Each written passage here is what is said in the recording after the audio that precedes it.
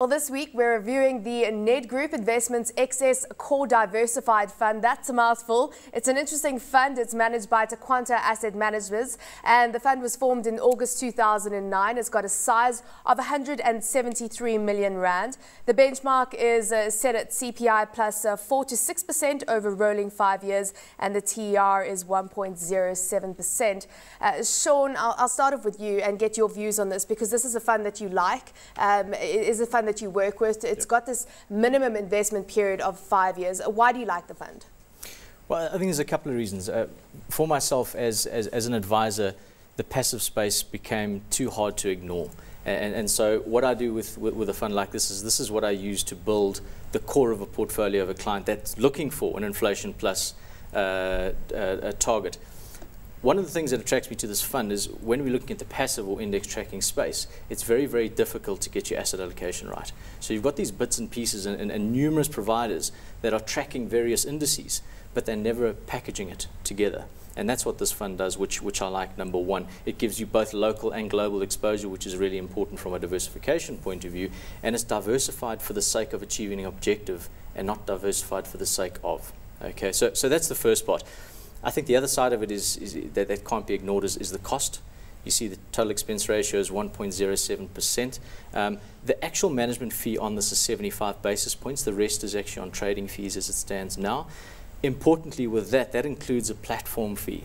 So when we whittle it all the way down, what we've got in a fund like this, and if someone had to say, well, what would be the absolute that I'd pay if I was using something like this? For the high net worth clients, what we've been able to get to is a point of saying you've got the asset allocation and rebalancing, you've got the tracking, you've got the platform, you also have the advice, and you can wrap that in at 1.25%, which to me is highly attractive. It sounds like a fantastic fund. I mean, this is an area you can speak to, Roland, in terms of its exposure. You know, it's got a whole basket of goods, very heavily weighted still towards local equities, but you're getting exposure, you're getting that diversification, and perhaps smoothing out the volatility.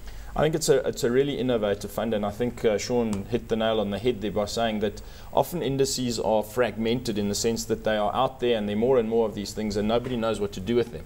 So what this manager is doing is they're actually building a diversified balanced fund for you, and they're not charging any kind of performance-based fee.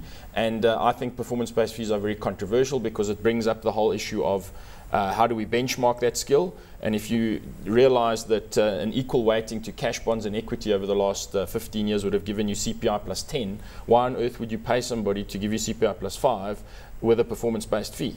So I really like this kind of category of funds, and I think we're going to see a lot more of them, and they're certainly designed to be core portfolios. Has the fund been delivering?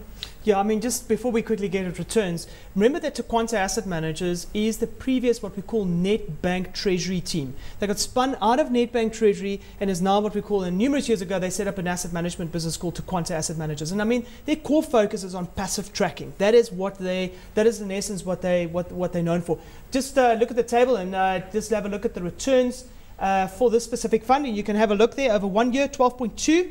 And that's relative to a benchmark. That's now inflation plus the midpoint, which is inflation plus 4%. That's 10.7.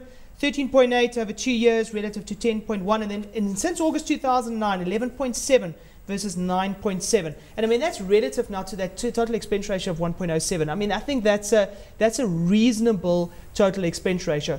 Like for like funds, remember passive asset allocations, you're not getting any active asset allocation here, and passive on total asset management, which means you're not getting any active skill here. But 1.07, the question that you should be asking yourself as an investor is, you're getting a benefit, you're getting a fee benefit for being passive absolutely everywhere else. Are you getting the benefit if you are going to be active for paying an extra amount of money, and does that long term actually add value? And those are some of the things that you need to be adding up and kind of thinking about as an investor. So what's the downsides to investing in this fund? What do we need to know? I'm not sure. I mean, I think what Kubi is alluding to there is that there's two areas where this is not active. Number one is from a stock selection point of view, and number two is from an asset allocation point of view, is strategic asset allocation. So do they not change the asset allocation? No, it's strategic, so they've got bands. Okay, but they do adjust it on a... So what they do is it's a 5% up, 5% down if we look at equity specifically. So what I like about that is, number one, it keeps the cost down. Number two, it has an inbuilt value effect. As the stock prices are going up, you're taking profits off the table. Stock prices drop, you're buying more of a cheaper stock. So that value effect is also quite nice, which is incumbent in there. So it's like an automatic rebalancing. They don't sit there around the table and decide we're going to go overweight equities a little bit more. Okay. Absolutely not. So one can look at that as the downside. Balance of all odds. What we're looking at here is to say, if I was going to choose something like that, I would have a lot more certainty and predictability about my returns than going into an era or sort of spectrum of 900 funds and trying to say there are managers here that are going to perform. Question is, how am I going to get to them, and how do I choose which one will perform in the future, not which one has performed in the past?